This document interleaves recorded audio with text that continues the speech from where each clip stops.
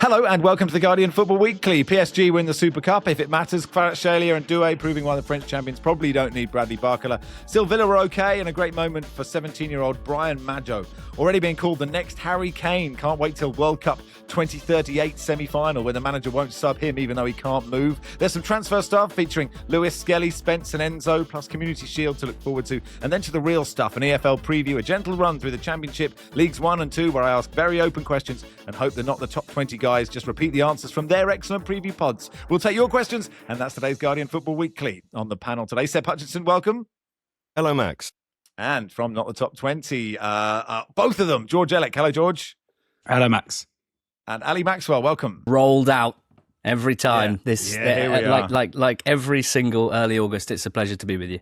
No, it's not. We could probably just go through the years and just listen to the, just see if anything's changed over the years and getting you on. Let's start with the Super Cup. PSG 2, Aston Villa 1. Seb, what did you make of this?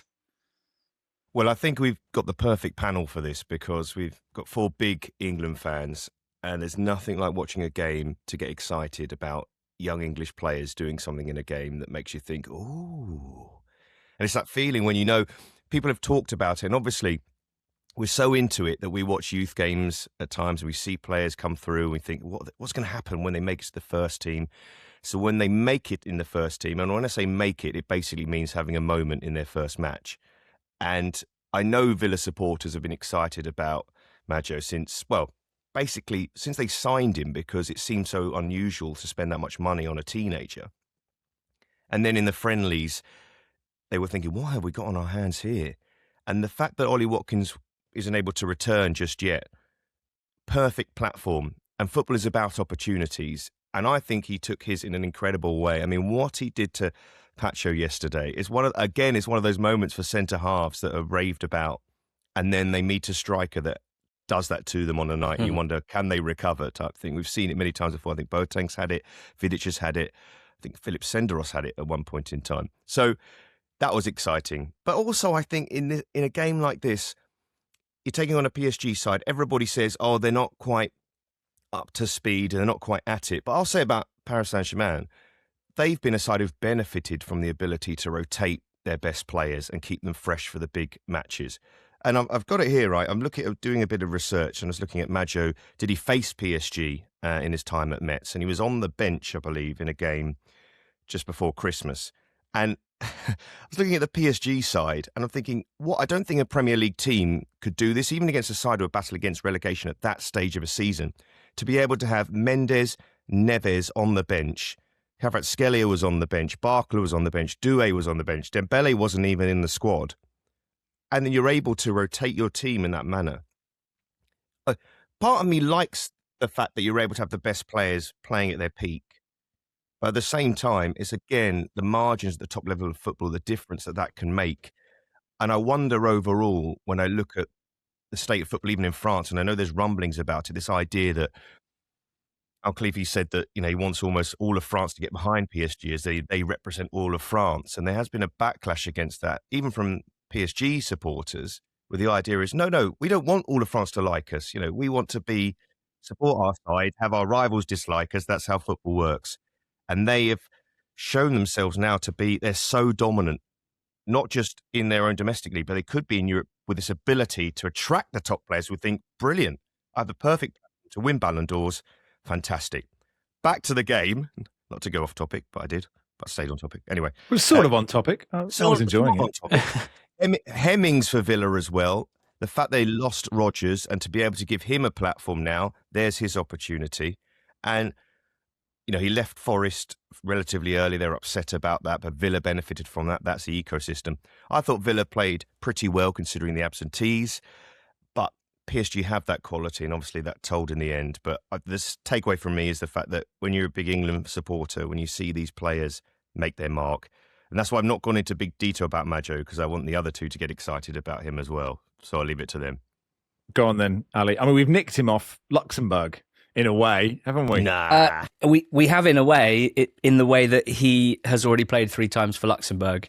but in the way that means he's not cap-tied, as they say. So he could still play for England. In fact, he has been playing for our under-17s. Back end of last year was probably when I became aware of him, when the under-17s had a really exciting international break, including like a 6-4 win against Germany, in which Madjo stood out, as you can imagine, like a sore thumb. You know, you can picture what he did last night to the best team on the planet currently, and imagine him playing against the Germany under-17s. It was every bit a mismatch as you would imagine. So it's really exciting. You know, he was born in Enfield. He's the son of Guy Madjo, who was a former player who played in the English lower leagues, but he had been playing for Metz. That's where he came.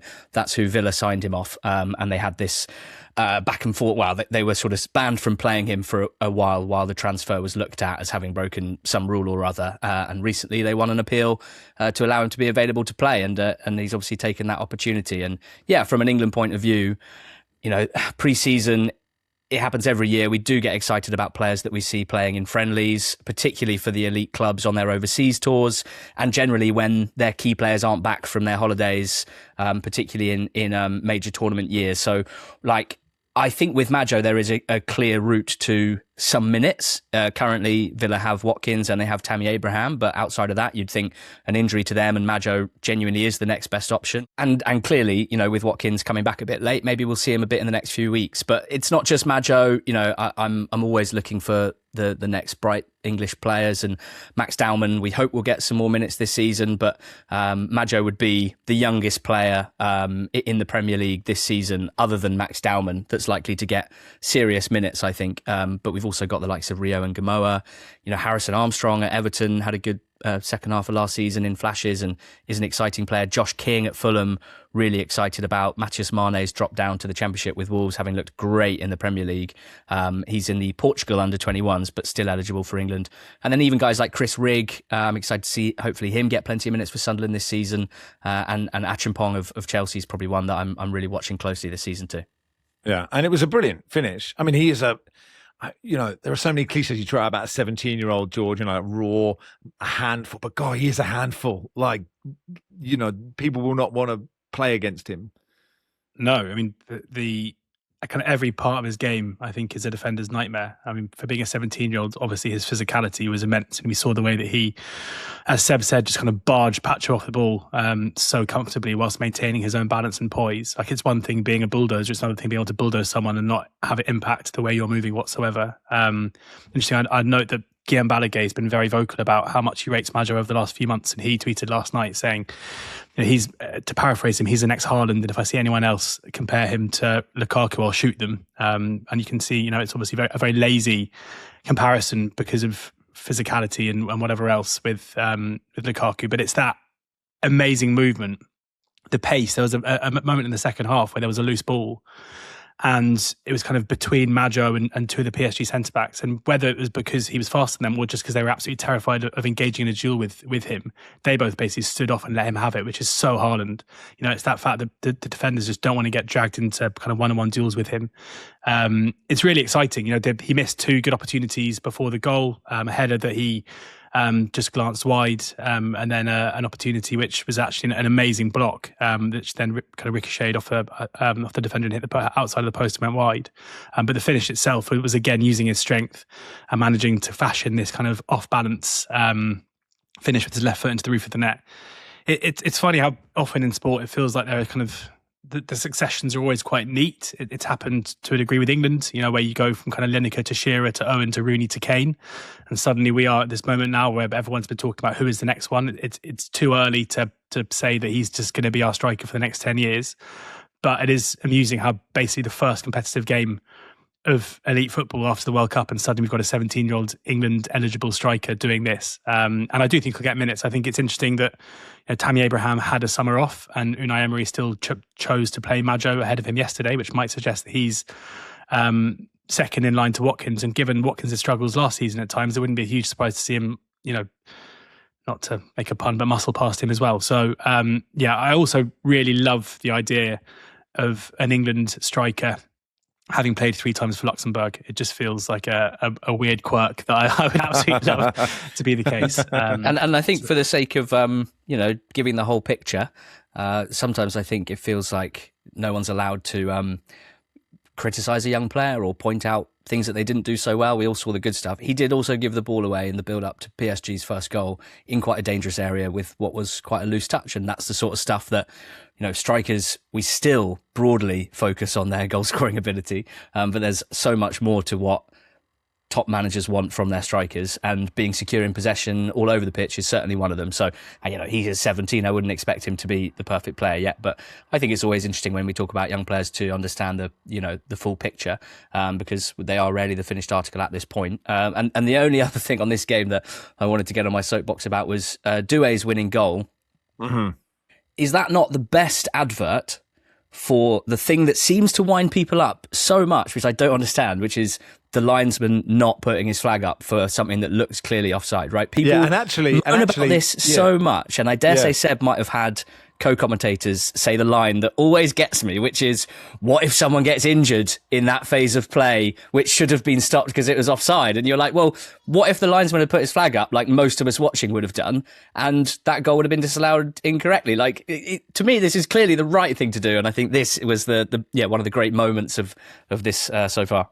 I agree with you. I also, what I find annoying is, well, if he raised his flag and then there's an injury 2 minutes later, and it's not offside, what's that is also a possibility. And also, without throwing Fletch under the bus, he did say, when will this charade end, or something like that? Because he thought it was so blatantly offside, and then sort of had to backtrack slightly, or didn't mention that he said it was a charade. But I agree with you, Ali. And it is worth saying, that was a mistake from Madjo to, he didn't really put it on a plate for Kvaratskhelia. He still had some work to do. It was like, there was more football that happened, but what a finish. I think it's a really good thing to happen to Madjo, that mistake. I just think when you're that age, making mistakes is a good thing. You have the bad experience, you learn from it, and he'll think, I'll never do that again. Whereas if you don't have the mistakes and they happen to you later when you get the big contracts and things are expected of you, it's a different situation. I'm happy for him to make the errors early, as long as he doesn't do them more than once. Yeah, in the semi-final against Argentina in North Korea, in Gianni's North Korea in 2042 or whatever. Ali mentioned Matthias Mane there, who is looking more likely to represent Portugal than England. But fair play to the FA for going out and making sure that that Madjo would be eligible for England and bringing him into the youth setup at a time where he was playing non-competitive games for Luxembourg, because there is a world out there where he could have played a competitive game for Luxembourg and that would have been it. So credit to them for spotting the opportunity and making sure that didn't happen. Yeah, but Paul Watson is furious about this. He had like 10 years of content with Madjo belting in goals for Luxembourg. Bit of transfer stuff. Seb, you weren't overexcited about talking about transfer stuff in the WhatsApp group. I said the Lewis Skelly story I think is interesting, Seb, because, we're talking about this young English player here, and Lewis Skelly, who, he started in the Champions League final. He went on this. He didn't really play much for Arsenal, but then, he took Zubamendi's place. He played in key games in the Premier League, played in the Champions League final. And then you think, okay, this is my time now. And just footballists can be so sort of cruel. I'm not saying he won't get minutes, and he started last night for Arsenal against Como. So maybe, he will stay. But this idea that he's being touted about to Chelsea and Manchester United about 60 million, it's just so the life of a footballer is it's fragile, I guess. He came through the youth setup as a midfielder, essentially, and his breakthrough in the Arsenal team was at left back, and his breakthrough for England was at left back. And then people are looking at his whole game as a left back, and I think probably for him personally, he's thinking, no, but I'm a midfielder. I want that opportunity as a midfielder. Arsenal brought Hincapie in on loan, and again, you thought, well, that's going to harm his minutes. But I always looked at him and thought, there's a midfielder there in a mould that England don't have many of. And the fact he was able to play in a Champions League final, there's no bigger stage to show what you can do. And he played very well in that game. I think this whole situation, sometimes with transfer rumours, which is why I hate them, is that the news is out of date by the time it hits people, because things have progressed. The groundwork's already been made. These are massive deals that people are involved in. They don't just happen off the cuff. So when a journalist reports it, it's not just that morning, oh, Chelsea and Manchester United have shown interest in Lewis Skelly. They'd have been fishing around him last season, and basically the idea would have been, well, we can give you that midfield platform. We can give you that opportunity to kick on now. If Arsenal, you're not getting it, you've seen Zubamendi come in. it's a patience thing. His goal yesterday in the friendly, I mean, he did a celebration with the Arsenal supporters, which is one of those which you cannot actually read very well, because it's I'm sorry. I'm sorry this news has come out. I actually love the club. I'm staying. But of course, I'm sorry about this, but this might be my last goal for you. Like, well, people can read into that what they will. And he's starting at the moment, obviously, because Zubimendi's just come back. Rice, I think, still needs more rest. I think he almost needs... You feel like even him... Needs a gap year. Yeah, I saw him arriving for training for the first time, and he looked knackered just arriving. So maybe just one of those players, a bit like Tielemans, always looks out of breath. But actually, there are opportunities, especially the number of competitions Arsenal are in. Even with Guimaraes joining the club, it would be wrong for him to move right now, especially to the clubs he's being linked to, because what's the difference there, really? On the other side, I would say, to me, this is a huge opportunity for Manchester United that I think they should take. If indeed it is true that Arsenal would accept, let's say, 50, 60 million pounds for Lewis Skelly right now, I see this as a huge opportunity for Manchester United. Like, Arsenal are Arsenal right now. They are at the top of the food chain in the Premier League. Well, they're Man City, really, you'd say. And they don't need Lewis Skelly for what they are trying to do in the next season or two. Or at least they don't seem to think that he'll be a key player for them either at left back or in the centre of the park. But that doesn't mean that he couldn't be for Manchester United. And if they were able to give him more consistent minutes, given everyone that's ever watched Lewis Skelly, either in midfield or at left back, knows like the talent that he has, the rare ability that he has on the ball as a ball progressor, looking after it, carrying it when necessary, recycling it when necessary, playing forward when necessary. Like, for United, I think with their options right now at left back, and potentially in the future in midfield, there'd be a clear path to him getting loads of minutes. And if you're suddenly sitting on a 21, 22-year-old, one of the best English young players, and you're the one that's kind of got him breaking through into the first team, like, for me, that's exactly what Manchester United should be aiming to do. And I think he would contribute in a pretty big way straight away in two positions, which is, again, like a hell of a thing for a manager to have at his disposal. And Kobbie Mainoo going, hang on, maybe don't bother, lads. I didn't want to say, not bad for Kobbie. Ali's like, God, forget about him. Let's move on to the next one. Arsenal play Man City in the Community Shield on Sunday. Maresca's first game in charge.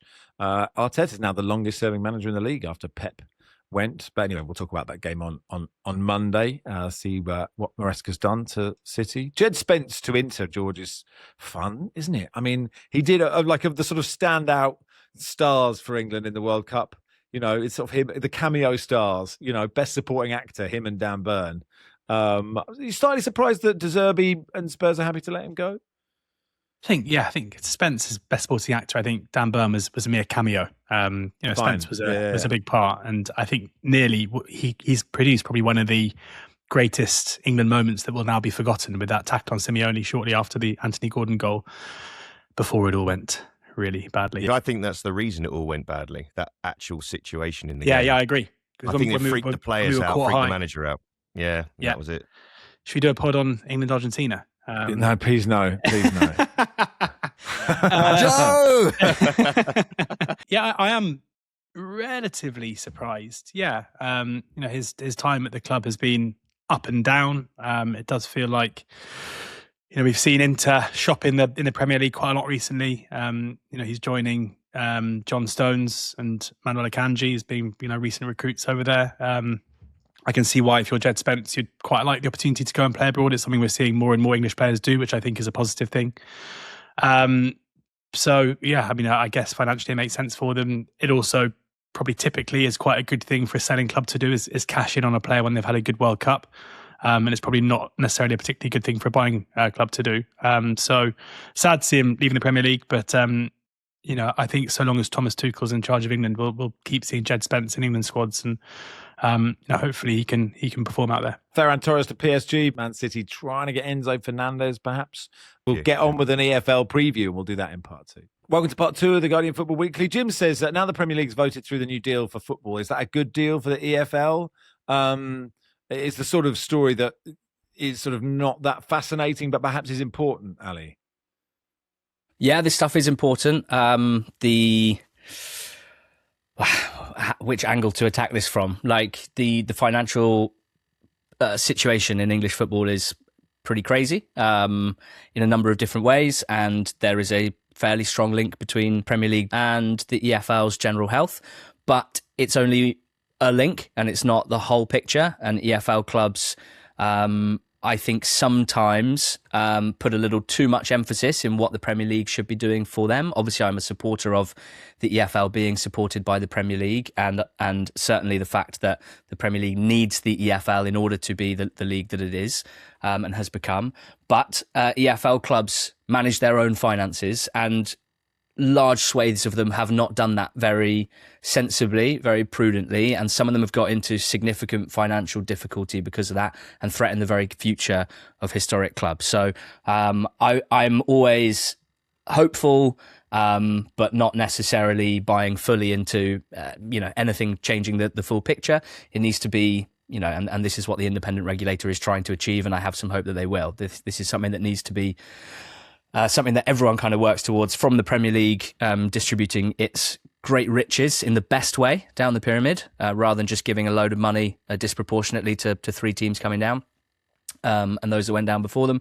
But it's also crucial that the EFL clubs have better regulation, better financial regulation, to stop them kind of acting irresponsibly and raising costs, and sort of eschewing responsibility for that because the situation isn't great. So obviously there's lots of detail within this, which is probably not, I wouldn't be able to deliver it off the top of my head to you right now on a Thursday morning, Max, but also, there's lots that's part of this. The EFL have introduced some new spending rules as well in the Championship and League One, not League Two, which didn't vote for it, which was quite funny. And so the EFL is making its own changes to get clubs kind of broadly back in line financially. So yeah, hopeful. I think change was needed, and that's what we're getting. Okay, well, let's get on the pitch then, George. EFL returns Friday night, Wolves versus Blackburn, full weekend of fixtures. You guys are not the top 20. You've done your 1 to 24s. For the EFL. I won't read them all out, so people are, I won't do a spoiler. Well, you really alert for should, them. Max. You really should, just to make sure. You could listen to this pod. You don't need to bother with their one. But you think you have Middlesbrough top of the Championship? Given the EFL is launching on Friday night, we are hosting an EFL launch party in London, in Bermondsey, on Friday evening at the Volley South to watch Wolves Blackburn. So anyone listening wants to come and join us and watch some EFL football and have some beers, and do come and join us. You can find the link in our kind of the Not Top 20 social media accounts.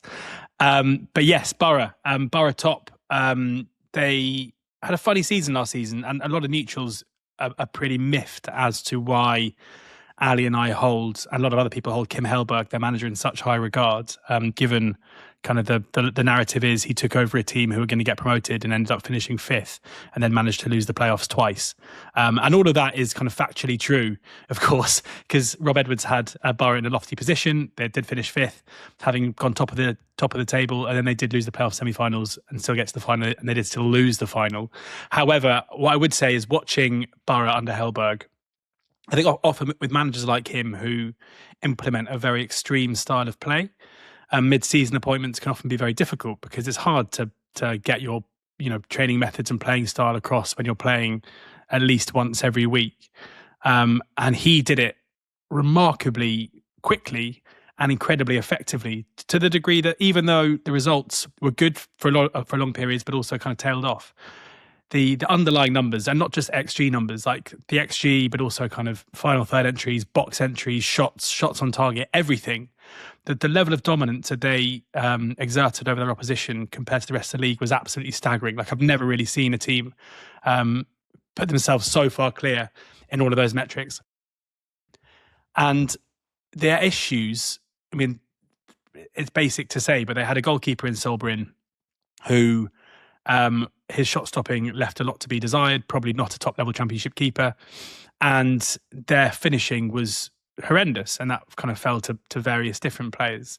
And it meant that even though they were dominant between both boxes, they were conceding loads of the chances they gave up, and they weren't scoring all the chances they created. And that meant their results weren't great. And a fair few of their signings this summer, I struggled to really work out how they fit into Hellberg's very high intensity, risk taking style of football. But in Radek Vitek in goal, who was at Bristol City last season, was one of the best shot stoppers in the league. They brought in a keeper who is far superior to Brian Bryn and with Will Lancashire, who scored 11 goals for the club I support, Oxford, who basically didn't create a single chance last season for the most part. He scored 11 goals and is a proper goal scorer and a very, very clinical striker. It seems basic, but my theory is if Hellberg, especially with the pre-season under his belt, can turn Borough into a team who are, again, so dominant between both boxes, but now they've got a keeper who makes saves and they've got a striker who puts chances away, then they're going to be very hard to live with. Now, there are other squads in the Championship, West Ham being one, Wolves being another, who have a ridiculous amount of quality within their squads. But there are so many unknowns when it comes to teams getting relegated out of the Premier League. Like with Wolves, they've got a new manager called Cesar Peixoto, who was at Gil Vicente last season. Like, we just don't know the quality or what style of football we're going to play. We'll learn a hell of a lot about him in the first 20 minutes tomorrow night against Blackburn. With West Ham, I have serious concerns, as we'll get on to, about Nuno's kind of suitability to this role. So in Borough, it feels like the most kind of solid candidate, where they've shown they can do it last season. They've made the changes necessary, and I'll be amazed if they don't kick on. To add to the Borough situation, because I covered them in the League Cup first round, and having covered them actually a fair few times last season, weirdly enough, I think essentially what George is saying about Hellberg is he would have had the concern at the back end of the season, the way the form dropped off and the way they were beaten in some games. And I think of the Coventry game that I also covered as well. Seeing them firsthand, I still saw those vulnerabilities against Wrexham in that game, in the fact you think about their backline and you do worry they're going to be in games where they dominate the ball and then they lose it because they're always playing progressive passes. So many of their players are asking Luke Ayling to do it. Malander, who seems comfortable. Malander strikes me as the sort of player as a centre-half who, when he was younger, wanted to be a midfielder desperately and wanted to show what he could do. And he is, I think the Championship's a good place to do that because he's going to get a bit of time on the ball to play those passes, but he's going to play a pass at one point that just gives it to the opposition and they're going to break away. And there's so many canny managers in the Championship, so many good managers in the Championship. I think that teams might take advantage of that. Again, I do worry about Borough if they get in that situation where that's realised and they go on a dodgy run. He'll be under pressure as the manager and the money they've spent will be. But I also think they've tried to address that, certainly in the midfield, certainly up front, in the way that can they win games quicker? Can they get themselves in dominant positions in games quicker and see them out? Their transfer business is fantastic, helped by the Rodgers money and helped by the Hackney sale. But how they fill that Hackney hole is a tricky thing. And how they defensively is where I worry about them. With the Hackney replacement as well, it's Berhalter, who people would have seen playing for USA in the World Cup. I mean, to sell Hackney for £20 million and bring in Berhalter for a reported £1 million seems like very good business to me. But I have seen a lot of people who know him well saying him and Aidan Morris will be their starting midfield two of best mates, which is quite fun. They played together through youth football, but they're both incredibly energetic out of possession as well as in possession. And that's what... it's what Hellberg wants, but also, do you want two centre midfielders who are basically running around like crazy people for a whole game, or does that open gaps in itself too? Like, we'll see, and I'm so intrigued to see them to start the season. But this is just the case where I believe I wouldn't be surprised if, when we're back here in 3 years' time, me and Ali doing an EFL season preview, we're talking about Kim Hellberg as the Manchester City manager or the Barcelona manager. That's how high esteem I rate him as a coach, and normally that. In the Championship, as we've seen in recent years with Bielsa, with Kompany, with Maresca, look at where these guys have either come from or got on to do. Like, elite managers tend to do well at this level. Yeah, they need a non-moving pivot. Maybe if I get my hips right. I spent 2 minutes watching a compilation of your every touch in a small-sided game in the States in the summer. I've had some content lows in my time, but that really actually root and branch changed. That's what that. That's what I had to do after that. I love the comments. People say, people notice me applauding the pass before I received the ball. That's, this is vintage. Didn't give the ball away. I thought that was just a twitch, to be honest. West Ham probably need a mention in that they are really short. They're heavily favoured to win the league with the bookmakers.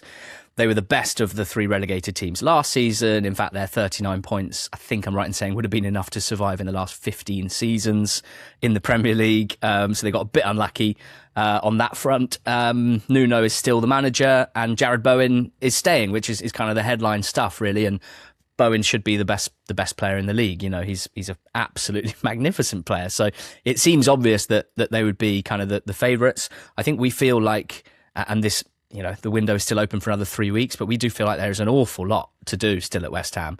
They've signed Manor Solomon, who should be pretty good, and Joel Veltman, the 34-year-old right back on a free. And otherwise, it still feels like they're sorting out who needs to leave rather than who they're bringing in. And clearly we know because of their finances, they've done a great job of selling Fernandes and Crescencio Somerville and others for, they probably raised £150 million. But the financial situation at West Ham, as I understand it, is still, pretty fragile. They can't afford to spend much more time in outside of the Premier League. I think it's probably fair to say. So they have had some changes off the field as well, I should say, and hopefully a brave new era on that front. But I think we just feel like it's actually not a great squad in its totality, even though it's got a couple of eye-catching players. So George and I both think Wolves seem better set to challenge straight away with the squad that they have, and potentially the style of play that their manager will look to implement might be more appropriate for being a dominant Championship team. But yeah, Norwich, the other one I want to mention. George is very, very hot on Borough. I think Norwich could challenge towards the top. I think Coventry last season, Lampard had an amazing half season the year before and taken them up from the bottom half where they should never have been on this great run, losing in the playoffs. I think there's some similarities with what Philippe Clement did with Norwich last season. They had 9 points after 16 games when he came in, and they'd lost their first 7 home league games, which is, I think, unprecedented. And he turned things around brilliantly. The tactics maybe not quite as sexy as Kim Hellberg, the underlying numbers not quite as good as Borough, but I think still, absolutely clear that he had a big impact on the team, and off the pitch seems like he's really got incredible buy-in off the field, and they've got a really solid squad, a lot of young players that I think will develop and kind of kick on again this season. So Norwich probably the ones, along with Borough from last year's Championship, that we think could easily challenge at the top, depending on the strength of those relegated teams.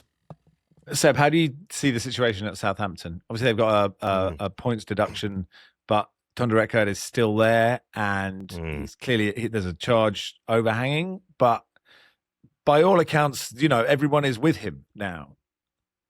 Well, they have to be because the season's about to start. I mean, it'd be strange. I think you have to get behind a manager despite what the situation is, because the most important thing is the football club and their results. So you don't want to be damning the club too much, even from within, even if you're covering the club. I think in his situation, it seems, not to get involved in cases, but it seems inevitable in a way that he's going to get a ban of some sort. So when that comes, how do they deal with that? That's also about the finances of the club as well. What are they prepared to do? Because is there a case there to get involved in his contract?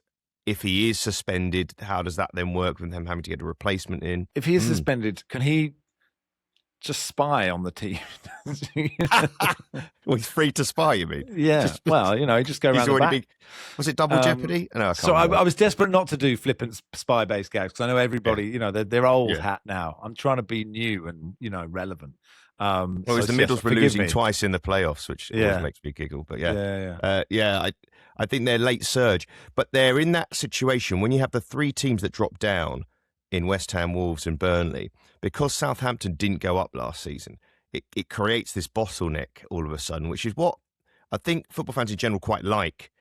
One, it gives, you think one of these sides is going to panic perhaps. One of these sides might be overloaded with wages that they can't deal with. That probably explains West Ham's situation. They're probably just trying to clear the books a bit and think we have enough anyway to get over the line. And then they'll see if halfway through the season they're mid-table, they might panic and then push it out. And that will open the doors for the likes of Wrexham, in this particular case, maybe Birmingham City, maybe even, which would be, in my opinion, one of the great stories of all time if Lincoln City could be up in towards that playoff situation. I mean, that would be quite extraordinary. That's what creates something interesting. I think Ipswich going up stopped that a little bit, but Southampton are now in that situation. How long will they be in the Championship for now, seeing these clubs go down? And what about the clubs? If one of the 3 promoted sides to the Premier League does stay up, we could be in that situation again. If we were to lose a side, perhaps, I'm going big here, Newcastle, Palace, Fulham, Bournemouth, Brighton, Brentford are bringing loads of teams into this so people don't think I'm backing any 3 well-run B clubs. Yes, exactly. If we were to lose one of them from the Premier League, chaos. Seb touched on it there. I'm intrigued to see how Lincoln will get on. They won They won League One last season with 103 points, which would have been, a record in modern times had Birmingham not won it with 111 the season before. And yet, despite their dominance and despite the fact they were such a great team, that they're still being written off based on kind of size of club, I guess, rather than the quality they showed. I mean, they have lost their manager, Michael Skubala, who's moved on to Bristol City.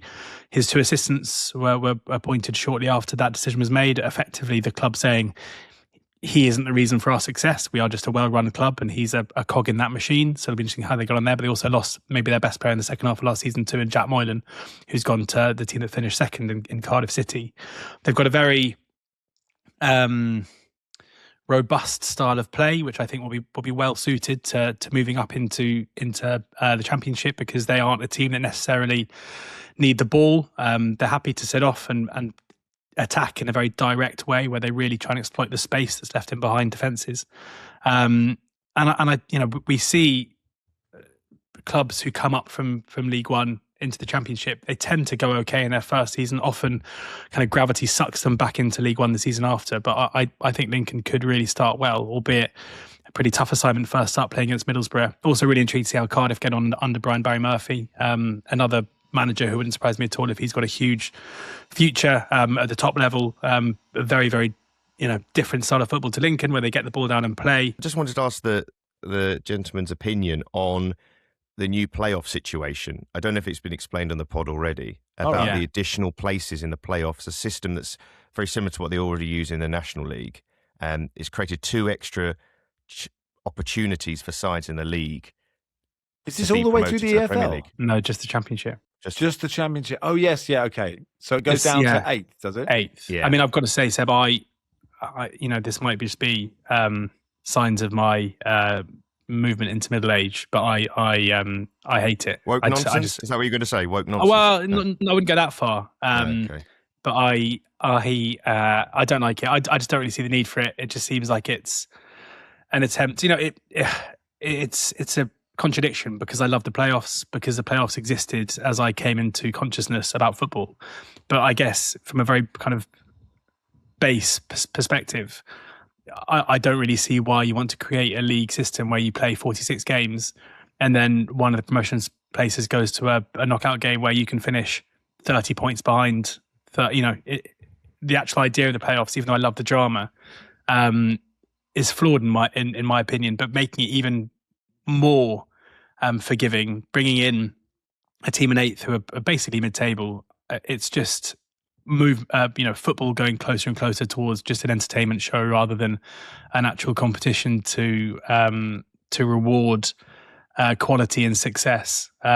So no, I don't like it. I'm sure I'll get really into the playoffs when they come around, and I'll love the extra games. I love the drama and the excitement. But we as football fans have to take a stand somewhere about the way that our game is changing, and I think creating just more drama to make it into a good TV show is where I would draw the line. Adi, can I ask you about who you're worried about in the Championship before we move on to League One and League Two?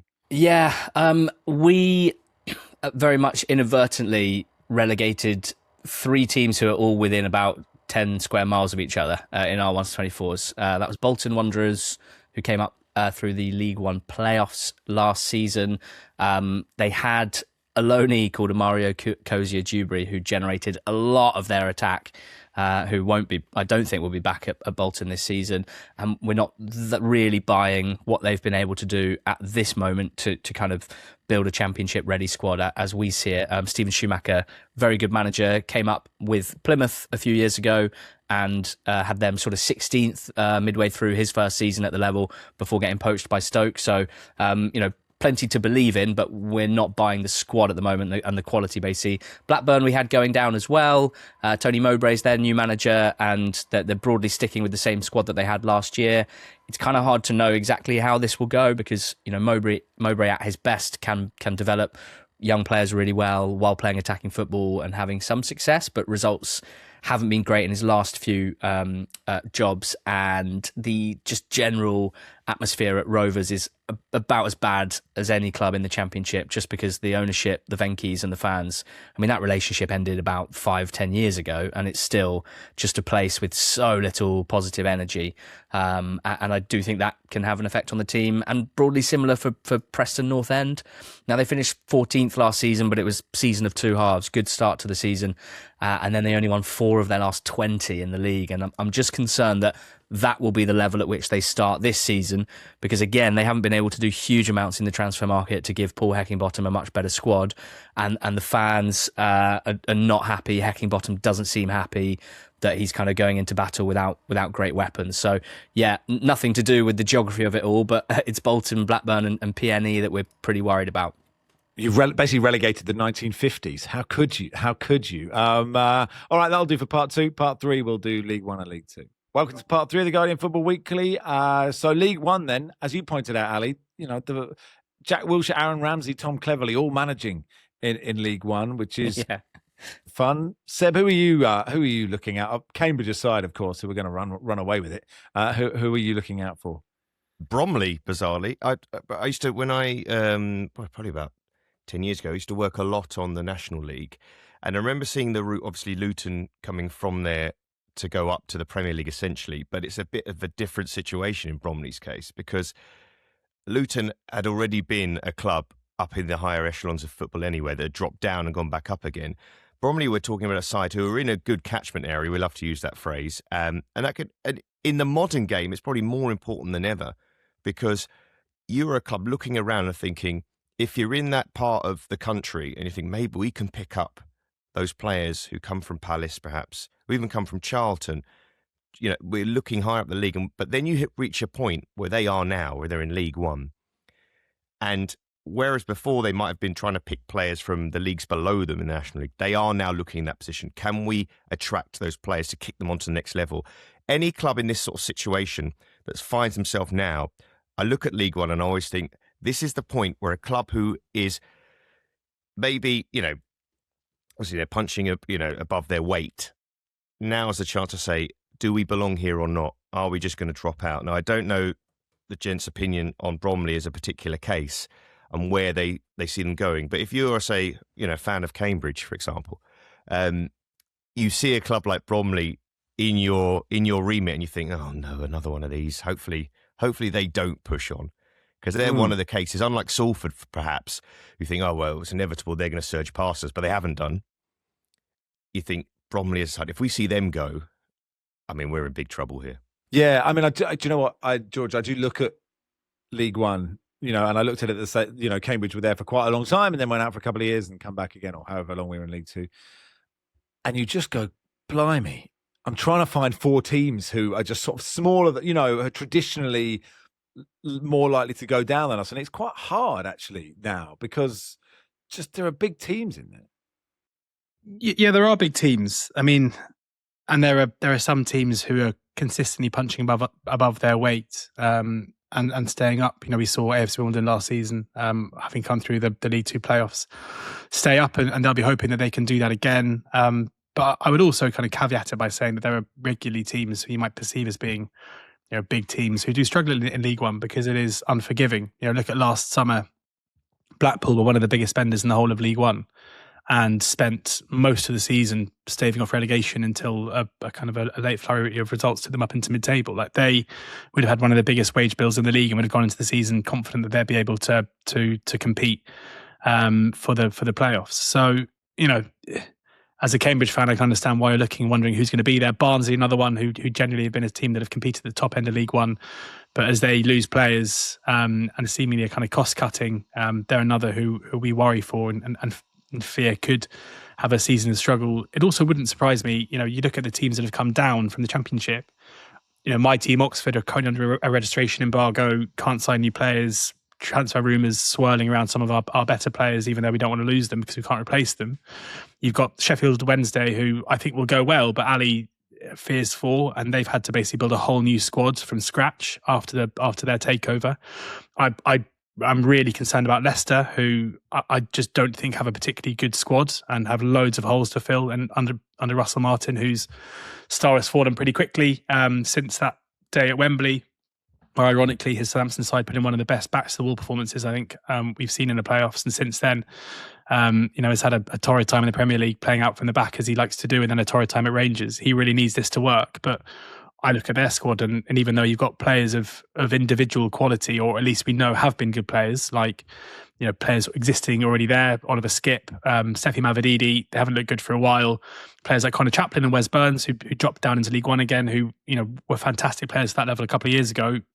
Again, you're asking them to find some form they haven't shown recently. So it wouldn't surprise me if League One, you look at it now and it feels quite easy to see like a hierarchical order of big team to small team in League One, but it never looks like that in May. Poor old Oliver Skipp. You think, how quickly you just, you're in the Premier League 1 minute and now you're away to Notts County at midday. He was rumoured to be the, and I'm sorry Seb for a transfer rumour, but he was rumoured to be the kind of first on the list for Borough to replace Hayden Hackney. And the kind of quotes from local media is that Borough were quoted £15 million, at which point they said, no, thank you, and moved on to sign the America's starting midfielder for £1 million. We're talking about excitement of young players. They're losing young players as well. Yeah. And also rumoured to be losing young players as well. So that hurts because you'd think, this opens an opportunity for some of our talent to come through, but not if you're then having them picked off as well. So horrible situation for Leicester City. The image I have, Ali, is now that everyone in League One is hopeless, which gives me, it feels very exciting. We could win the league, but who do you have doing well in this division? Weirdly, I think there is a chunk of possibly almost 10 teams who finished kind of 4th to 14th last season, all of whom you can make a case for kicking on. And so I do think there will be, as George said, maybe some surprises when you look at the league table in a few months' time. I mean, Luton Town and Plymouth Argyle were the top two in our 1 to 24s. And that reflects that both of those two teams came down from the Championship and the relegation hangover was a bad one for both. But they sorted it out. So Jack Wilshere came in as Luton manager and it took him a couple of months, trying to sift through the wreckage of a double relegation. But a very good squad of players. And by the end of the season, he'd found the right balance and they won 8 of their last 10. Argyle were near the relegation zone halfway through the season, threatened with a double relegation of their own, with Tom Cleverley seemingly floundering. And then they brought in Derek Adams, very experienced EFL manager, as director of football. Rather than sacking Cleverley, they brought in more support for him and it clicked and they won 11 of their last 16. So by the end of the season, we saw both of these two teams really strong at the level, even though they kind of ran out of road and didn't even make the playoffs because of their poor first half of the season. And we think that there's every reason for them to kind of broadly pick up where they left off. And then, George is pretty strong on MK Dons coming up and being strong straight away under Paul Warne, very deep pockets and a good squad already. I think Bradford, who made the playoffs last season, having won promotion the season before, so you can have that mobility straight away, use that momentum and keep going. I think they might stick around in the playoff picture under Graham Alexander. I think Huddersfield Town, if their new first-time manager Martin Drury is as talented as a CV that includes Manchester United and Brentford and 2 spells with Carlos Corberán, if he's any good, they've got the squad to fly. Stockport, Wickham, Oxford, who knows, Blackpool as well, Reading, Orient, like that. It's a really good League One, put it that way. It's a really good League One this season, and you should be delighted that Cambridge United are a part of it. I am delighted. I'm delighted that you also relegated Peterborough. That's excellent news. League Two then, and you have Salford winning the league, and it feels to me, George, that I don't know what the opposite of circling a drain is, but that's what Salford do, isn't it? They're circling the sun. That's it, and they're circling the sun. Thank you, but one of the constants in life is they never ever do it, like ever. And it's you sort of think, well, this is ridiculous if you don't follow it too closely. They got the financial backing, they've got the sort of football heritage of the class of '92, etc., but they can just never make it work. But you think 7 seasons at the level now, always well bankrolled, always near the top in terms of being favourites, and 4th last season was their highest finish in 7 seasons. And they sat their manager off the back of it. It was one of the poorer playoff final displays we've seen, which I think may have put pay to Carl Robinson. But yeah, it was interesting. As you can imagine, when we put out 1 to 24, was all the comments we get are really kind and nice, and no one says anything mean. But we got one this morning, which made me laugh. It was like, "Will you ever not put Salford top?" And I was like, I think it's the first we've ever actually done it, because it does feel different this time around. As a general barometer, I think taking losing playoff finalists is quite a good place to start for teams who are going to do well the season after. Like, unless it's a one-off incredible campaign. You think back to Newport County, who got so close under Michael Flynn against all odds. So, you know, those not necessarily the case. When you've got one of the highest spending teams in a league who have a squad of players that have been, you know, put together to win promotion, they just fall short. The chances are they're going to go well again the season after. They've hired a new manager called Peter Klimowski, whose nickname is now the Clam on our podcast, who is Ange Postecoglou's number 2 in the Australian youth system, and then also in Japan before he went on his own management journey in the J League. Most recently manager of Malaysia. It doesn't seem like an obvious choice to bring into League 2, but we're excited to see his brand of front-footed attacking football. Was he the guy who was telling Ange that he was too defensive, or is he a guy that was telling Ange, you know, what are we going to see? From what we're being told, he's very much an Ange disciple. So he will be following in those footsteps rather than, he's not the missing yin to Ange's Feel yang. League 2 is not the place for that. I mean, my hunch is, having watched a lot of League 2, it feels a risky place to play Ange ball. Yeah, that was I said to Ali in May, like, I got to remember for the 1-24s that teams who win League 2 are always kind of keep the ball in the air, good from set pieces, and then here we are putting up the team that are probably going to have 70% possession on pitches that are going to resemble very little grass from January through to March. But they've just got a ridiculously good squad of players, and then off the back of the playoff final defeat, they've added 2 players who would have been pretty good signings for a League One team, a top-end League One team too. Macaulay Langstaff scored 28 goals in a season for Notts County last time he was playing in League Two. Got a move to Millwall, where he wasn't as prolific, but still, wasn't unpopular with their fans for his movement and his ability to at least press from the front. He's now dropped back into League Two with Salford, and then we've got Molyneux from Doncaster, who posted ridiculous numbers when he was last in League Two, when Doncaster won the league. I think it was 16 goals and 10 assists or something like that. A player who plays off the right-hand side, very good delivery, but also an amazing long shot on him. And adding those two to what's already a very good team at League Two level, I just find it hard not to see their quality really paying dividends.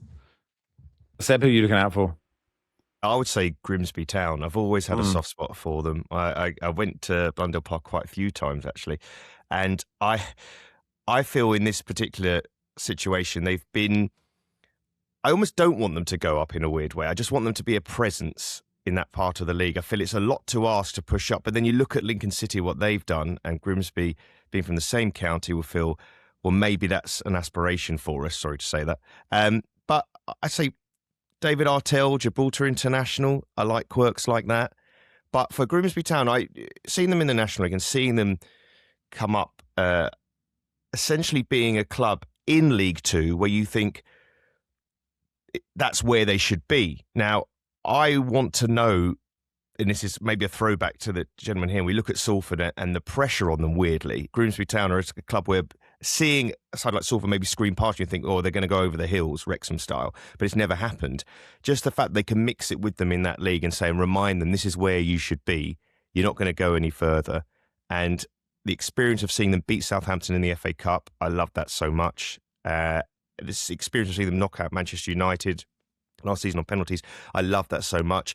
And even though Grimsby Town supporters will maybe some of them be in position as, well, why shouldn't we push on? But actually, I think English football needs clubs like Grimsby Town to hold the whole fabric of what makes our football so great. You have a club playing for a coastal town, essentially, and in fact, they're based even more east to where the actual town is in Cleethorpes. It just spreads the geography around the nation, but also it's that reminder, if you're another club from London, from Manchester area, and you go and play at these clubs, these are the places where people stereotypically say, we don't want to go there, we're going to make it hard. And when you do go there, you do get that sense. Manchester United experienced it, but there'll be clubs even in League Two, Salford to pick them out again, who are still experiencing, thinking, oh, we just can't wait to get out of here because of what we believe where we should be. Another reason why I have a soft spot for them, Paul Hurst, who was the manager there, me and him both did a journalism course together, a master's degree about over 20 years ago. And ever since then, I think he was at Rotherham at the time. I've always thought, and he spoke about wanting to be a manager and all this sort of stuff. To see his progression as well was good to see, and I always wanted him to do well. And he did well at Grimsby before Artell took over. So he did better in the journalism course. Well, not to go into detail, but we were sort of split from the footballers because we'd done degrees at undergrad level. I see. One of the provisos of them being on the course is we don't want to talk to the normal journalists. We don't want to talk to them. Exactly. Don't make us talk to them. Snobbishness from the real journalists looking down at the footballers. Yeah, exactly. Yeah, exactly. Final word from you, Ali, on League Two? Yeah, I think I'll add Bristol Rovers into the mix here. They were, spiralling last season. They came down from League One. Surprisingly, I think they all felt they were in a pretty good position, starting to establish themselves as a League One club. That was the plan. They got some very rich Kuwaiti owners in, and that felt like that was going to help, boost their budget and naturally would lead to improvement up towards the top of League One. Instead, they got relegated, and last season they lost 10 games in a row in the first half of the season, and they were in and around the League Two relegation spots. So they turned, as so many have before, to Steve Evans, and you have to say it worked out pretty well. They didn't start unbelievably quickly under him, but from the 27th of January onwards, so that's 3.5 months of football, they got 5 points more than anyone else in the league. They rattled off an 8-game winning streak to end the season. Evans has very, very, very clear style of play, which maybe unlike Peter Klimovsky is the kind of prototype League Two successful team. He's got aerial target men at the top of the pitch. He's got individual quality out wide. He's got solid midfielders, big, strong defenders, and I see them probably, certainly in the top three. I wouldn't be surprised if they win the league. So yeah, that's probably the one that I wanted to mention. Thanks, everyone. I had a nice time. Thanks, Ali. Thank you, Max. Pints and Championship football Friday night for Wolves Blackburn at the Volley South in Bermondsey. See you there. I'll ask Mrs. Rushden if I can get a pass for Wolves Blackburn. Thank you, George. Thanks. My pleasure. Thanks, Seb. Thank you, Max. Football Weekly is produced by Rory Simon and Jesse Howard. The executive producer is Danielle Stevens. We'll be back on Monday. Yes, on Monday.